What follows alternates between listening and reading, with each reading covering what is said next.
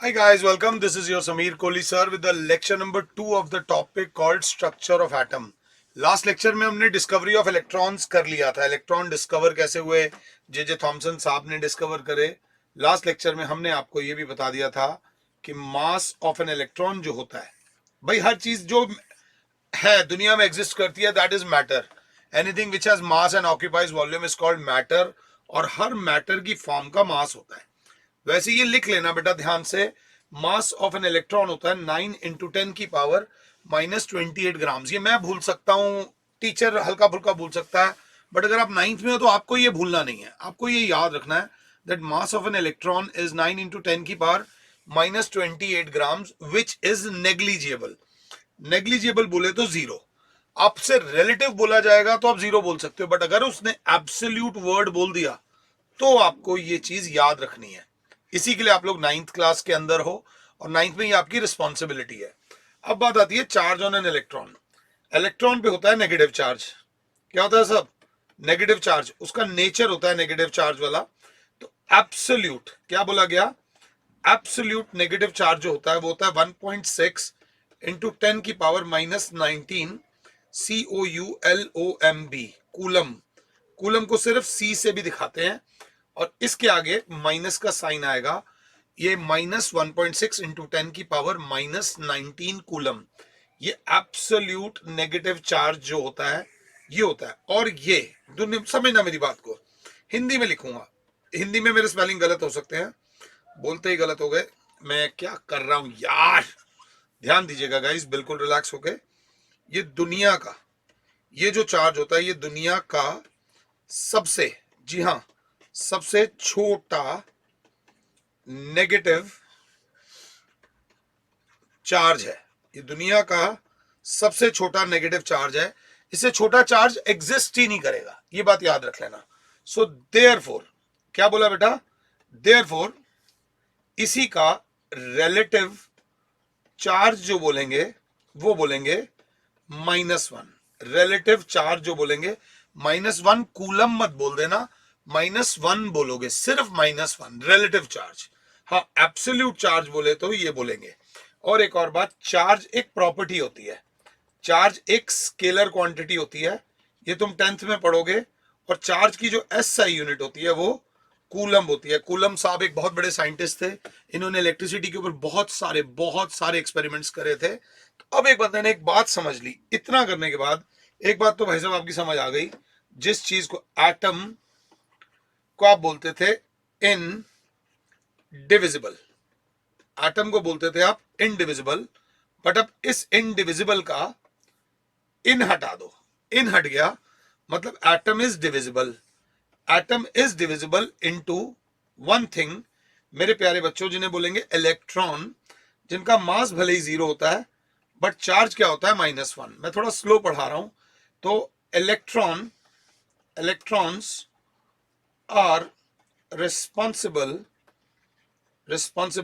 For negative charge present in an atom. एक atom में जो नेगेटिव चार्ज होता है वो इलेक्ट्रॉन्स की वजह से होता है. बट ऑन द होल बोला जाए, एटम को जब भी हम देखते हैं एटम इज न्यूट्रल. देखो साइंस यही है. रीजन, मैं कुछ बोलूं तुम उस रीजन को निकालो, क्या हुआ क्या नहीं हुआ. ध्यान से देखना, बहुत ध्यान से. एटम पे टोटल में तो कोई चार्ज है नहीं भाई, न्यूट्रल होता है. और आप बोल रहे हो कि एटम के अंदर इलेक्ट्रॉन्स हैं, नेगेटिवली चार्ज पार्टिकल्स हैं. अगर नेगेटिवली चार्ज पार्टिकल्स हैं तो एटम को तो नेगेटिव होना चाहिए, बट एटम को तो नेगेटिव है ही नहीं, एटम तो न्यूट्रल होता है. बात को थोड़ा सा और सरल भाषा में घुमाने की कोशिश करता हूं. मेरे पापा 2 लाख रुपए महीना कमाते हैं. मेरे पापा 2 लाख रुपए महीना कमाते हैं, ये बात श्योर है. मगर मेरे पापा की जो टोटल सेविंग्स है बैंक में, एंड में, महीने के एंड में नील बटा सन्नाटा. मेरे पापा के बैंक अकाउंट में 0 नंबर होते हैं, 0 रुपए. फिर अगले महीने 2 लाख रुपए कमाते हैं, फिर मेरे पापा का बैंक अकाउंट में 0 हो जाता है. कोई कर्जा नहीं चढ़ रहा, कोई कर्जा नहीं है, कोई क्रेडिट कार्ड के बिल नहीं है, कोई किसी का रेंट नहीं देना. 2 लाख रुपए कमा रहे हैं बट महीने के एंड में 0 हो रहे हैं. तो सीधी साधारण बात, इसका जवाब यह है कि आपके पिताजी अगर 2 लाख रुपए कमा रहे हैं तो आपके पिताजी का खर्चा भी एग्जैक्टली 2 लाख है. अब क्योंकि एटम न्यूट्रल था तो बंदों को लगा कि यहां पर और पार्टिकल्स भी हो सकते हैं। इसी लॉजिक को मैं साथ साथ कराऊंगा। This is called discovery of proton. थोड़ी बहुत मैं बुक की मदद लेता हूं नाम वगैरह के लिए। Protons were discovered by E Goldstein, GOLDSTEIN। New education policy में बहुत सारी चीज एमसीक्यू बेस्ड होंगी, तो क्योंकि बहुत सारी चीजें एमसीक्यू बेस्ड होंगी तो हम एमसीक्यूज को थोड़ा सा स्ट्रॉन्ग करते चलो। The existence of protons was shown by E Goldstein when he pass electricity. अब उन्होंने सेम, अब जैसे हमने प्रोटॉन्स की इलेक्ट्रॉन्स की डिस्कवरी करी थी, वैसे हम प्रोटॉन्स की करने लगे। हमने कहा थोड़े बहुत पंगे ले लेंगे। ये मैंने बनाई मेरे प्यारे बच्चों डिस्चार्ज ट्यूब। अगर आप लोग साथ हो तो हाथ के हाथ नाम लिखते चलो। This is called discharge tube मेरे बच्चों। डिस्चार्ज ट्यूब में एक होता है प्रोटॉन, एक होता है इलेक्ट्रॉन। पॉजिटिव वाले को बोला गया एनोड, नेगेटिव वाले को बोला गया कैथोड। और कौन पॉजिटिव कौन नेगेटिव? बड़ा डंडा जहां हो वो पॉजिटिव, छोटा डंडा जहां हो वो नेगेटिव। ये जो वोल्टेज था, हाई वोल्टेज था, इट वाज 10,000 वोल्ट, जो कि बहुत बहुत ज्यादा होता है। सेम बना दिया, यहां पर हमने लगा दिया वैक्यूम पंप। ये मैं क्यों बना रहा हूं? ताकि आप भी मेरे साथ साथ एक एक चीज को बनाते चलो। बेटा तुम्हें जो जितना मर्जी अच्छा समझा ले, बट जीत तभी है जब एग्जाम में तुम सही लिख कर आओगे। सही लिख कर आओगे तभी रिजल्ट में मार्क्स दिखेंगे। अब यहां पर उन्होंने बोला भाई प्रेशर भी बहुत कम है, extremely low pressure, extremely low pressure. अब मेरी बात समझना, मैं थोड़ी इधर उधर की बातें ज्यादा करता हूं क्योंकि मुझे टॉपिक समझाना होता है। मेरी क्लास में एक बच्ची है, बहुत बहुत बहुत टॉकेटिव है, उसका नाम है साइना। और मेरी क्लास में एक बच्ची और है, मिस जैन। अब क्या है, ग्रुप क्लास होती है मेरे यहाँ, बहुत सारे बच्चे आते हैं। ये बच्ची टॉकेटिव है तो ये बोलती है, ये दिखाई दे जाती है, क्लास को पता है साइना आई है। ये बच्ची चुप रहती है, ये ज्यादा बोलती नहीं है तो नहीं दिखाई देती। क्लास में छुपी छुपी रहती है, मतलब छुपी छुपी नहीं रहती, दिखती नहीं है। ग्रुप क्लास में वही बच्चे दिखते हैं जो आमतौर पे सवाल जवाब करते हैं या किसी को तंग करते हैं या बीच में बोलते रहते हैं। अब क्या हुआ, एक दिन क्या हुआ, साइना को आते ही हमने बोल दिया साइना आज तू चुप रहेगी, आज तू एक वर्ड नहीं बोलेगी, बिल्कुल चुप। तो जैसे हमने बोला साइना को, अब क्या हुआ, उधर से थोड़ी थोड़ी सी आवाज आई मिस जैन की। हमें पता चला रे यार जैन साहब की बेटी भी बोलती है। यहां पर डिस्कवरी हुई जैन साहब की बेटी की। जब हमने थोड़ा सा ध्यान दिया उस दिन हमने साइना को बोल दिया साइना दीदी थोड़ा सा ध्यान दो, मगर साइना चुप नहीं हो सकती, ये मैं तुम्हें बता रहा हूं। अब हम वापस आ जाते हैं इधर। यहां पर हमने कैथोड के अंदर हल्के हल्के से होल्स कर दिए। इन होल्स की वजह से, इन होल्स को बोलते हैं परफोरेशन, तो इसको बोलते हैं परफोरेटेड कैथोड। परफोरेटेड कैथोड जब हमने बनाया, भाई कुछ तो एक्सपेरिमेंट करेंगे, तो हमने देखा कि there was a glow, there was a glow observed behind cathode. ये कैथोड के पीछे हमें थोड़े थोड़े से ग्लोज दिखे, थोड़े थोड़े से ग्लोज दिखे। अगर आपने पहला लेक्चर ध्यान से, बहुत बहुत ध्यान से सुना है तो आपको इसके अंदर एक और बात बता दूं, इसके अंदर जो गैस ली गई थी दैट वाज हाइड्रोजन गैस। और क्योंकि ग्लो कैथोड के पीछे बना है, इसका मतलब कोई चीज है जो एनोड पे पैदा हुई है, कोई चीज है जो एनोड पे पैदा हुई है, जो जब चलते चलते चलते चलते कैथोड की दीवार से टकराई। जैसे ही कैथोड की दीवार से टकराई और उसने यहां पर ग्लो पैदा करा, तो these particles are called anode rays. इस लहर को नाम दिया गया anode rays, that these are positively charged rays made up of, क्या बोलोगे, positively charged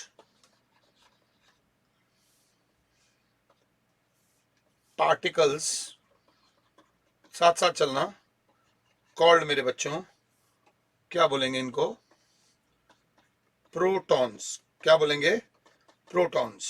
तो बहुत सारे प्रोटॉन्स को इकट्ठे में क्या बोलते हैं, एनोड रेज। क्या बोलते हैं मेरे बच्चों, एनोड रेज, जो कि एनोड में पैदा हुई और पॉजिटिव चीज नेगेटिव की तरफ अट्रैक्ट होती है।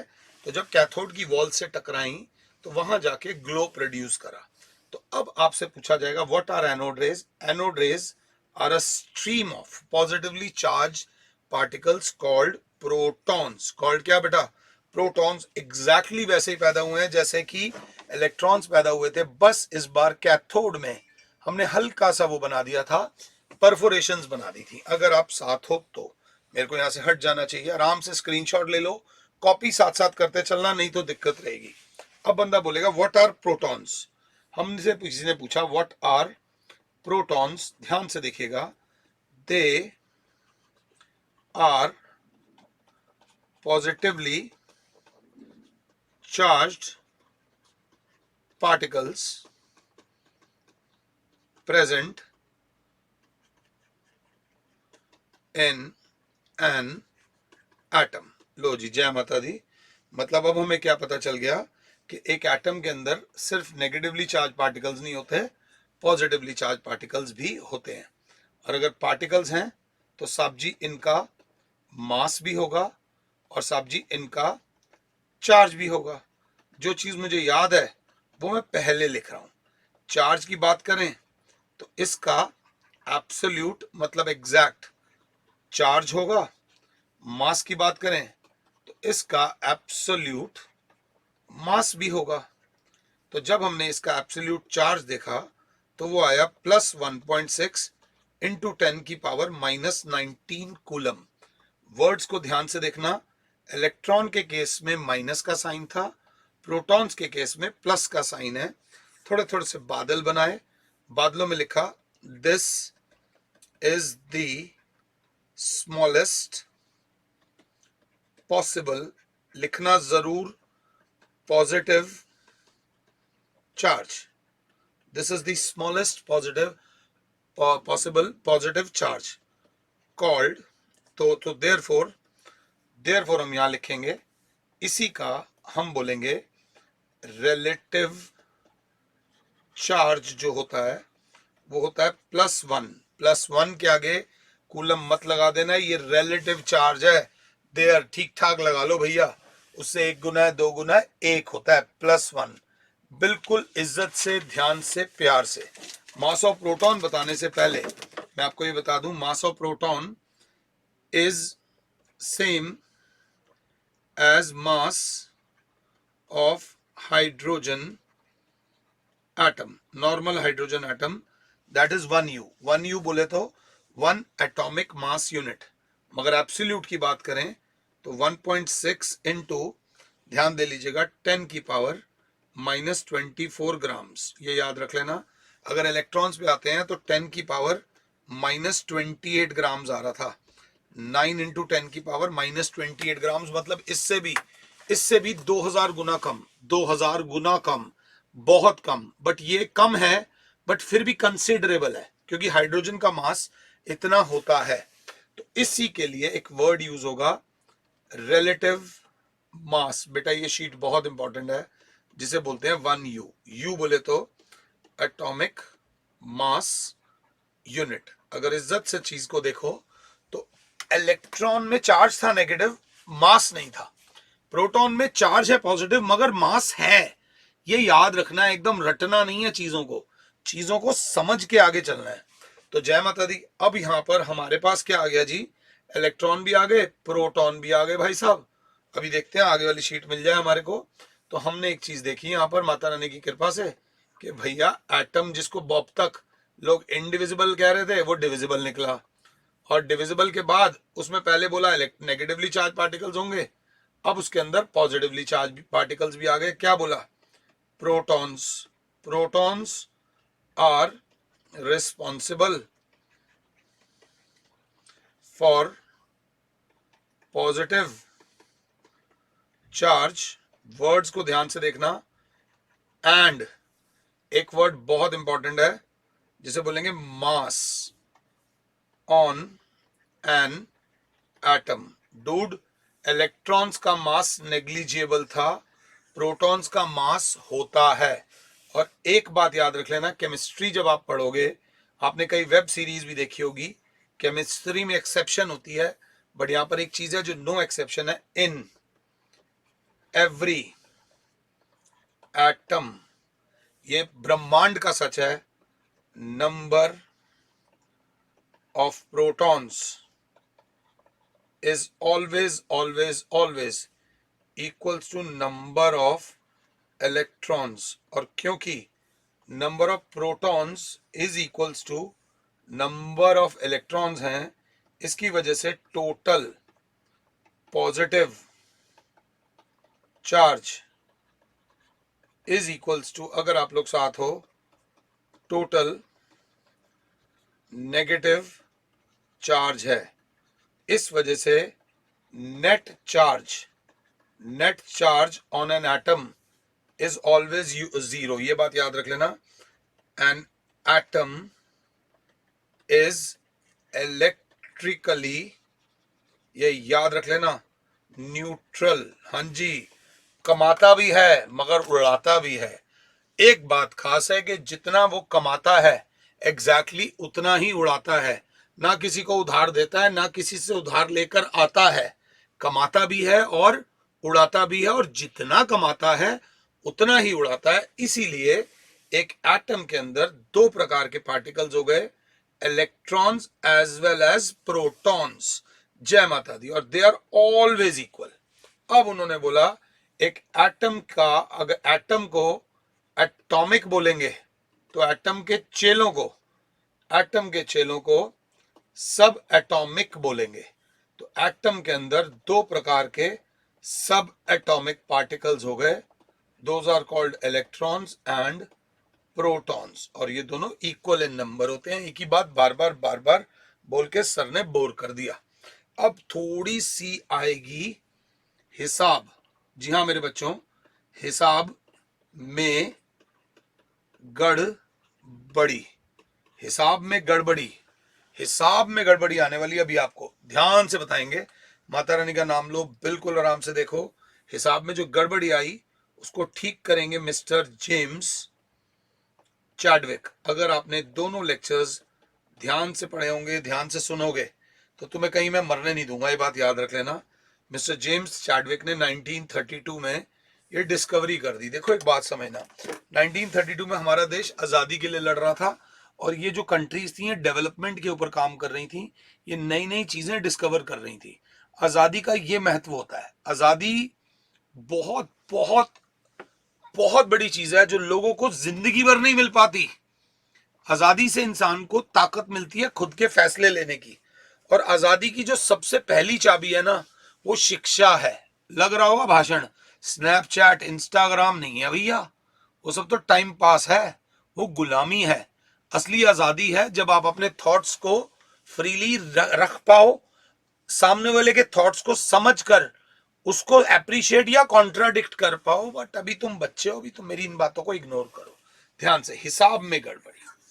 अब उन्होंने ना कार्बन को बुलाया, उन्होंने बोला कार्बन बेटे इधर आना। कार्बन आया, उन्होंने कार्बन का तिया पांचा करा, कार्बन के अंदर 6 इलेक्ट्रॉन्स निकले। चलो जी जय माता दी। अब जितने इलेक्ट्रॉन्स हैं उतने ही प्रोटॉन निकले, 6 प्रोटॉन निकले, 6 प्रोटॉन निकले। तो इस हिसाब से उन्होंने हिसाब में लगाया atomic mass of carbon should be, गलत मत बोलना, आवाज आ रही है यहां तक, should be 6U, 6 atomic mass unit. क्योंकि इलेक्ट्रॉन की वजह से तो मास 0 आएगा, इलेक्ट्रॉन्स का मास नेग्लिजिबल होता है, प्रोटॉन्स की वजह से 6 आएगा, तो total mass should be 6U। But in reality mass of carbon atom is मेरे बच्चों 12U। जी हाँ मेरे बच्चों, मास of an atom is 12U।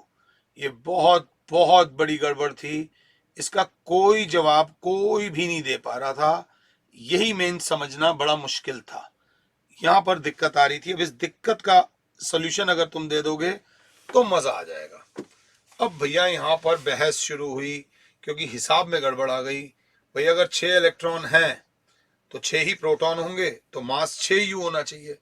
But actually में जब तोला जाता है कार्बन को तो उसका मास आता है 12 यू। बहुत बहस हुई, थोड़ी बहुत बहस नहीं हुई, पार्लियामेंट से भी ज्यादा बहस हुई, एक्सपेरिमेंट्स हुए, बहुत कुछ सोचा गया, समझा गया। वो सब करने के बाद अल्टीमेटली कंक्लूजन क्या निकला, यहां पर पैदा हुए एक्स्ट्रा पार्टिकल्स। कौन से पार्टिकल्स? एक्स्ट्रा पार्टिकल्स मेरे बच्चों, जो कि न्यूट्रल हैं, जो कि पॉजिटिव भी नहीं है और नेगेटिव भी नहीं है। ना ही पॉजिटिव है ना ही नेगेटिव है, ना ही पॉजिटिव है ना ही नेगेटिव है, but they have mass equal to mass of proton. Mass of proton बोले तो 1.6 इंटू 10 की पावर -24 ग्राम्स अगर साथ हो तो, और 1 यू, मतलब हाइड्रोजन एटम जितना मास है। दुनिया में कुछ ऐसे पार्टिकल्स भी हैं जो कि न्यूट्रल है, ना पॉजिटिव है ना नेगेटिव है। इलेक्ट्रॉन प्रोटॉन लड़ रहे हैं, भिड़ रहे हैं, प्यार कर रहे हैं, मोहब्बत कर रहे हैं, उन्हें कोई मतलब नहीं है। दे आर एब्सोल्युटली न्यूट्रल भैया, अपना काम बनता भाई, वो तो भाड़ में जाए जनता। वो वाले पार्टिकल्स हैं जिनका मास मास है जो कि एक प्रोटॉन का मास है। So this led to discovery of another kind of subatomic, ध्यान दीजिएगा, पार्टिकल्स कॉल्ड मेरे बच्चों, अगर आप लोग साथ हो तो, NEUTRONS, who have mass but no charge। इनका मास तो होता है बट इनमें कोई भी चार्ज नहीं होता और कभी भी चार्ज नहीं होता। इन्हें घिया, टिंडा, तोरी, गोभी, पोबी जो खिलाना है खिला दो, ये आराम से खाएंगे। ये ना खुश होके खाएंगे ना दुखी होके खाएंगे, बस ये अपना खाना खाएंगे और चुपचाप सोने चले जाएंगे। समाज में ऐसे लोगों की जरूरत होती भी है, मगर वक्त पड़ने पे ऐसे लोग चुपचाप साइड में खड़ा होकर तमाशा देखते हैं। ना ये सच का साथ देते हैं ना ये झूठ का साथ देते हैं। ऐसा भी नहीं होना चाहिए, इंसान को रिएक्टिव होना चाहिए। अब फाइनली एक एटम का तिया पांचा करा कई सालों तक, तो एटम के अंदर से निकला PEN। PEN बोले तो मेरे प्यारे बच्चों, P फॉर प्रोटॉन्स निकले, E फॉर इलेक्ट्रॉन्स निकले और EN फॉर न्यूट्रॉन्स निकले। प्रोटॉन्स पे +1 चार्ज होता है, 1 मास होता है। इलेक्ट्रॉन्स पे -1 चार्ज होता है, 0 मास होता है। न्यूट्रॉन्स का सिंबल -1, मास होता है 1, चार्ज होता है 0। तो अगर इसके बाद 2 लेक्चर्स के बाद dash and dash are responsible for charge on an atom, और उसके बाद आएगा डैश एंड डैश और responsible for mass on an atom. अगर आप ये 4 फिल इन द ब्लैंक्स भर देते हो, सही भर देते हो, कमेंट सेक्शन अगर अवेलेबल हो तो कमेंट सेक्शन में ये चारों के चारों एक बार लिखो, बताओ, and then we will see how we go. अगर आपने ये लिखा है protons and electrons are responsible for charge on an atom and protons and, अगर साथ हो तो, neutrons are responsible for mass of an atom. Atom के सब एटॉमिक पार्टिकल्स होते हैं, 3 होते हैं, एक को प्रोटॉन, एक को इलेक्ट्रॉन और एक को न्यूट्रॉन बोला जाता है। Amar, Akbar, Anthony, this is proton, electrons and neutrons. अब बात आती है, how are they arranged in an atom, कौन कहाँ मिलेगा, किस परिस्थिति में मिलेगा, किस कंडीशन में मिलेगा. This arrangement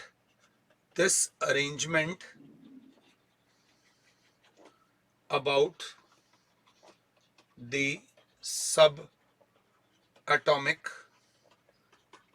particles is called, अगर आप लोग साथ हो, चैप्टर का नाम है स्ट्रक्चर ऑफ एटम.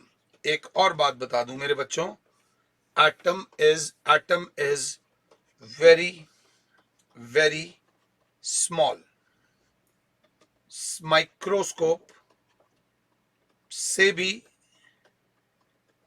इनविजिबल होता है, ये बात याद रख लेना. इसके लिए स्पेशल माइक्रोस्कोप अब बना है, अब जाकर, जिसको STM बोलते हैं, स्कैनिंग टनलिंग माइक्रोस्कोप. बट वो तो अब बना है. तो ये वाली बात समझ लेना कि एटम ये तो बहुत बहुत बहुत छोटा होता है.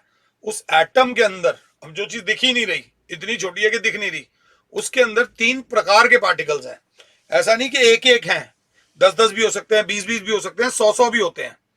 तो ये इतने छोटे छोटे पार्टिकल्स को देखना कि कहां है, ये इतनी आसान बात नहीं है. बोलने में आसान है, करने में मुश्किल है. That leads us to the chapter called structure of atom. Structure of atom में एक ही सिंपल सी बात आएगी. सबसे पहले स्ट्रक्चर ऑफ एटम किसने प्रपोज करा?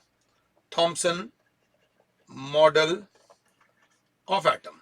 इन्होंने अपना लॉजिक्स दिए, बातें दी, अपने पॉस्चुलेट्स दिए. मगर थोड़ी देर बाद पता चला कि इनके पॉस्चुलेट्स गलत थे. गलत बोले तो ड्रॉबैक्स थी, उनके अंदर गलतियां थी. तो ये स्ट्रक्चर ऑफ एटम डिसरिगार्ड कर दिया गया. उसके बाद आए mister Rutherford model of structure of atom. इन भाई साहब ने एक्सपेरिमेंट करा, अपने दिए पॉस्चुलेट्स जो कि काफी हद तक सही थे, थोड़ी बहुत गलतियां थी. तो इनके भी क्या थे? ड्रॉबैक्स थी, कमियां थी. उसके बाद आए mister Bohr, BOHR, Bohr model of an atom.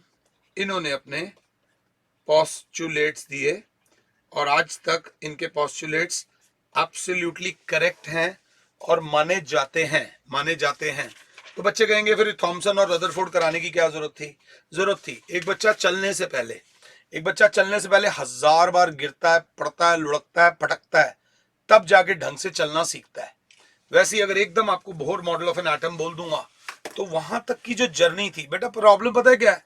हम जो पढ़ा रहे हैं, मैं आई डोंट से कि आप फॉलो करो मुझे, मेरे फैन बनो, नहीं. मैं जानता हूं कि तुम में कैपेबिलिटी है स्टार बनने की. मैं फैंस नहीं बनाता, मैं स्टार्स बनाता हूं. And everybody is watching this video, अभी तक इस पॉइंट तक अगर किसी ने वीडियो देखी है, ये सब बातें मैं शुरू में नहीं बोलता, चैनल को सब्सक्राइब करो, लाइक करो.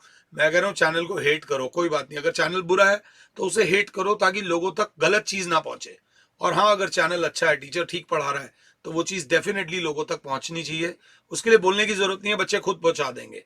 आई believe in myself, I believe in your power. So I will see you in the next lecture about structure of atom. फिलहाल के लिए your Sameer sir is saying you good bye. God bless all. जय माता दी. और खुश रहो बेटा, और औरों को भी खुश रहने दो.